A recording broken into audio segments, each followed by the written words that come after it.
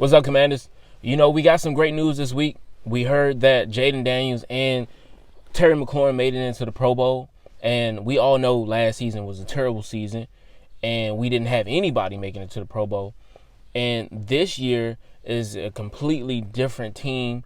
We're still rebuilding, recalibrating, but we were able to make it to say that we were 11-5, and nobody's seen this coming. Honestly, we did feel like we probably could have made it into the into the playoffs, but we really didn't know. You really don't know. Because everything was new, and nobody expected us to just shoot up like this year, especially with a rookie quarterback. And we were one of those teams that was special enough to get a rookie quarterback that didn't play like a rookie. And he's broken so many records. And this is just his first year. And I have to appreciate the fact that, we at least got Terry and Jayden into the Pro Bowl. But, there's a lot of people that we felt like should have went. And two of those people being Frankie Louvu should have been in there, and also Mike Sanders still. And a lot of people were talking about Bobby Wagner, but I didn't feel that way. I felt like he left a lot on the table, you could say. And of course he's a top. Don't get me wrong, he's a top middle linebacker. But did I feel like he should have went there over Frankie Louvu? No, I felt like Frankie Louvu should have went over him. And most of the times it's usually, I think for the middle linebackers, I think it's mostly about the tackles. More so tackles, and then everything else come after that. And Frankie, he wasn't one of those guys that got above 100 tackles this season. He had, I think, about 90 tackles, and Bobby Wagner had like 125, I believe. And I guess that's something they were looking at. But man, I'm excited for this new game we have coming up against the Dallas Cowboys. Of course, everybody's saying that if we play this game, we could have a home game in the playoffs, and that will do us great. And Dan Quinn noticed it. He's came out and spoke about how that would definitely benefit our team if we go, because he noticed how us playing that home game against the Atlanta Falcons really helped. And he felt like that was most of the reason why we won. And I wanted to tell y'all this, that not just the fact that it was a home game, which we had with our fans that helped us win that game, it also was a guy in the locker room that plays the same position as Jayden Daniels, was a guy that really helped him really win that game. And of course, Zach Ertz for getting his 2 touchdowns, and Olamide Zaccheaus with his touchdown. But sometimes the people that are the best teammates, they don't play. Sometimes the best teammates are the ones that you least expect, what you need to win. You get where I'm going with this. It was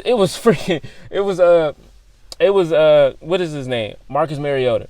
Marcus Mariota basically told Jayden, I guess it was halftime, he told him that, he noticed that Atlanta Falcons was blitzing a lot. So he told him that. And after the half, he came up and, got up 17 points. And, man, it was just like, it was a different game. And, of course, Jayden, he tries his best to stay in the game. But, guys was dropping balls and, making a lot of mistakes. So it was one of those things where it's like, okay, you can see how Marcus Mariota did make a difference. He made a difference. It's not like, okay, we won this game because of this person. No, we won this game because everybody played their role. And that's something that Marcus Mariota does well. He does that very well. And he understood that day one, no matter when we called on him, that he needs to come in and play his role. He don't need to take over the game. He don't need to take over the team. Just play your role. And he's still doing it, even though he's not being a starter. And some people feel like, oh, just because you're a backup don't mean you're important. No, he's very important. And to have him in his ear throughout this season has been very helpful. And you got to think about it. Remember, in the beginning of the season, everybody was talking about how Jayden didn't.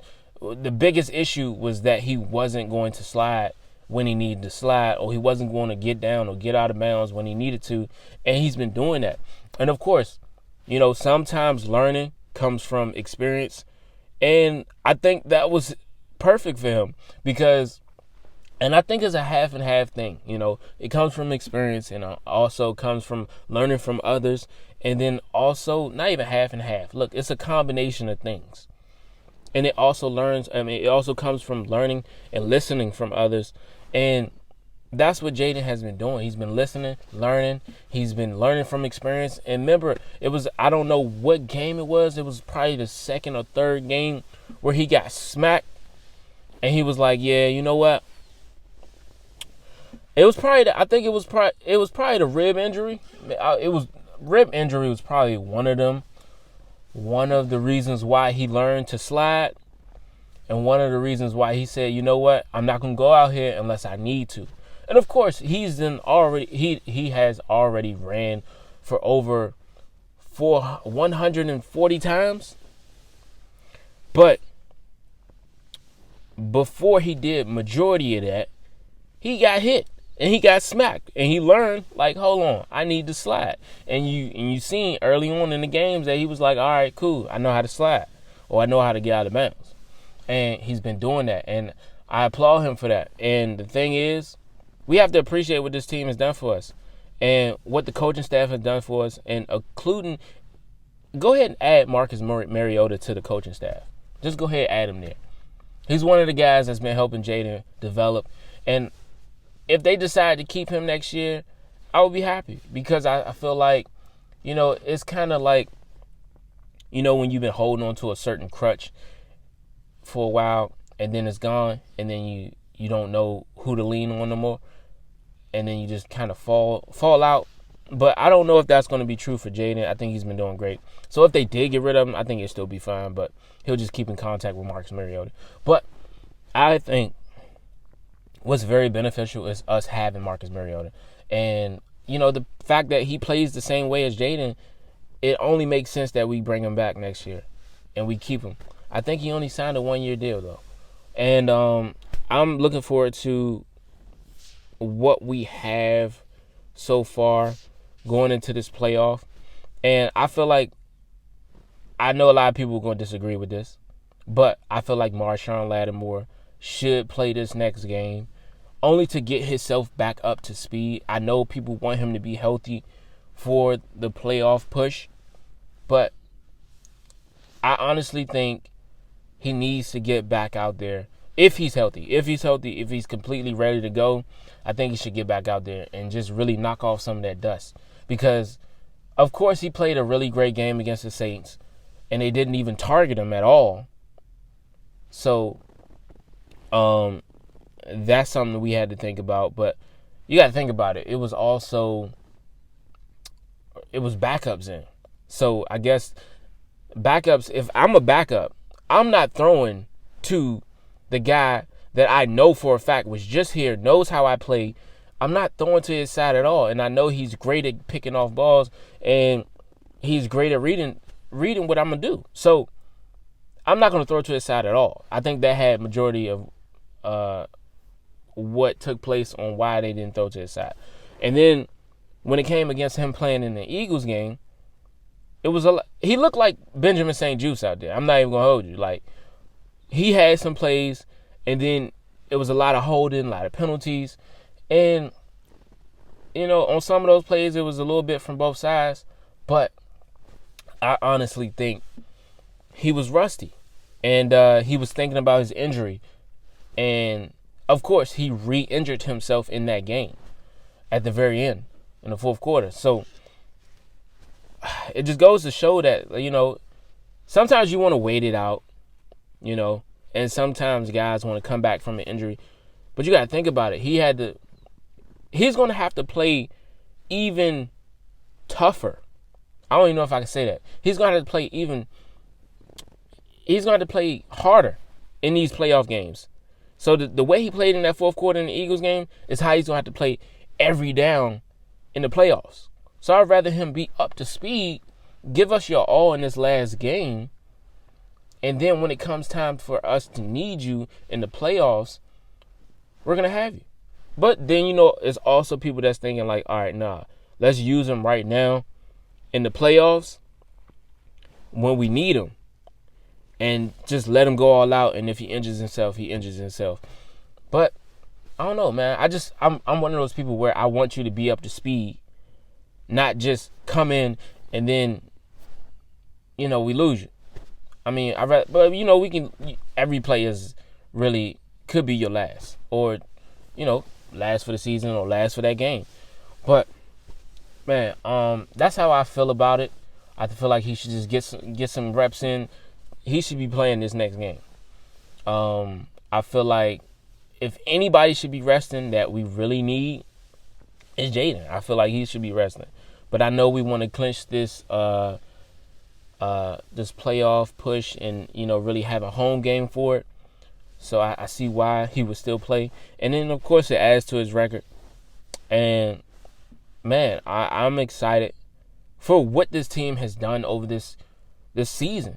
With us having Noah Brown come in, with us having Olamide Zaccheaus come in at wide receiver, and us getting rid of Jahan Dotson, and us really relying on Terry.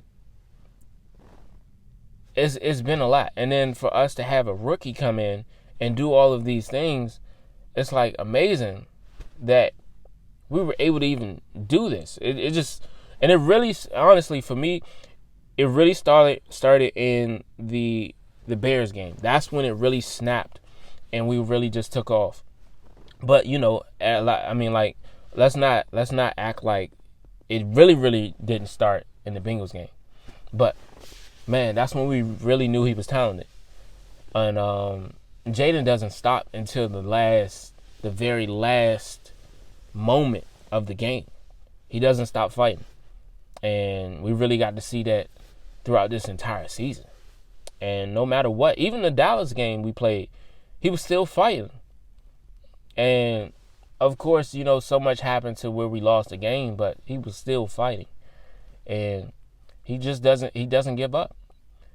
And man, it's so many games where it's like, you can see the competitiveness, and that's what we needed. We needed that type of quarterback. We needed that type of person. He's not a big rah-rah person where he just say a lot to get the team involved. Like, he's a quiet guy, and it's amazing to see that a quiet guy can really get the guys rallied up, because he's focused, he's dialed in, he's there on time, he's leaving late, he's focused, and he's thinking about how he can help the team, how he can make sound decisions. He knows when he got to lock in and really put the team on his back.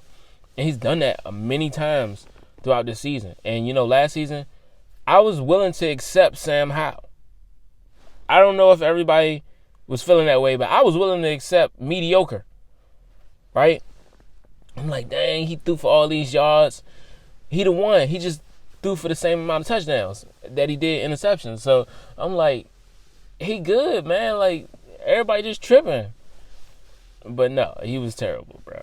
And I think that's that's the delusion that we go through when, I don't even know if I'm saying that right, but that's something we do when we get a player on our team and that everybody rallies around, because we haven't had really talented quarterbacks in a while. So we just was accepting it. And that's when Dan Quinn and Adam Peters came in and ripped this franchise apart that we had before and recreated something new. And now it's just guys really just tore this season up, man. Just really found the strength to just fight. And then you just think about the way Adam Peters constructed this team. He made sure anytime we had any problems, we had somebody there.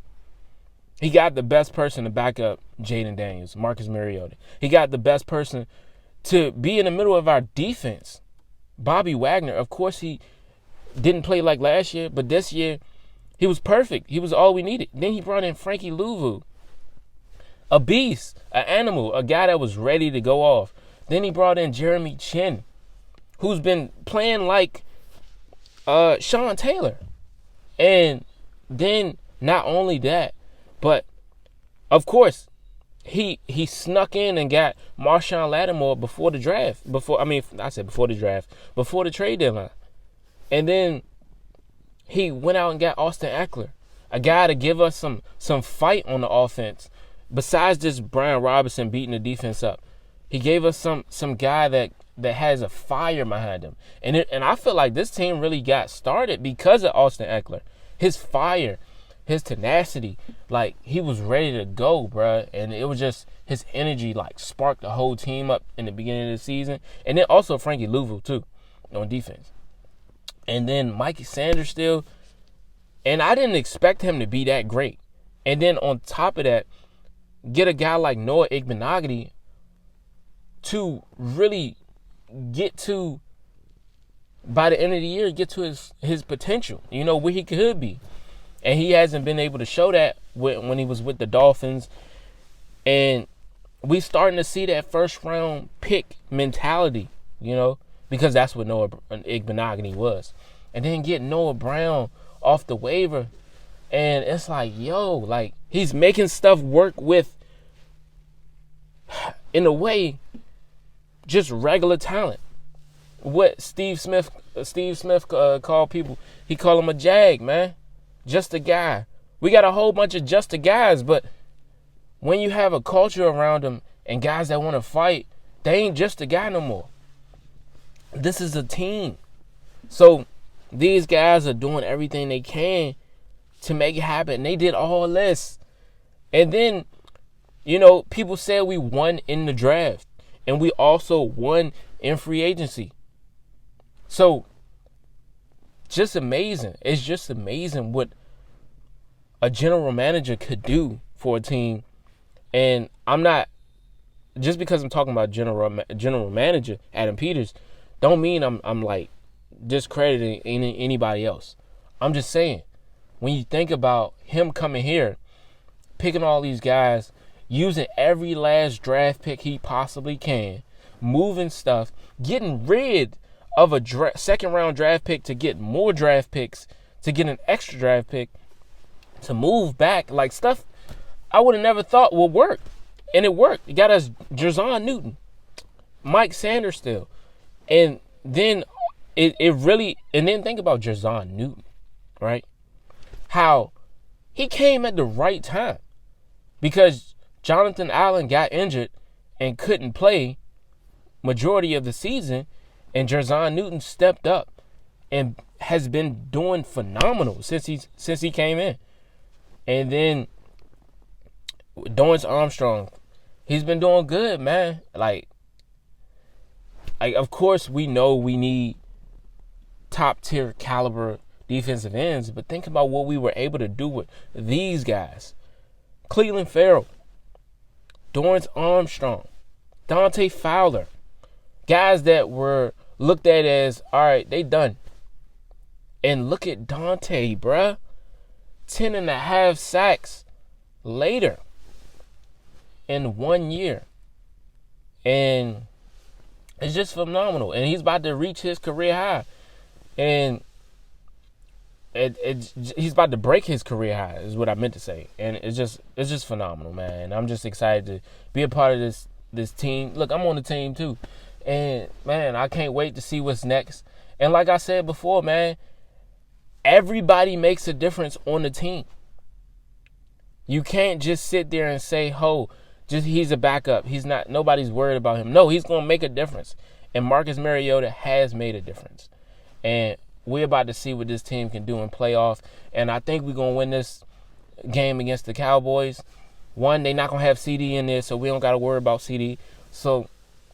But we do know some of our starters are still going to be playing. And if Jayden is playing, we know for a fact that's game.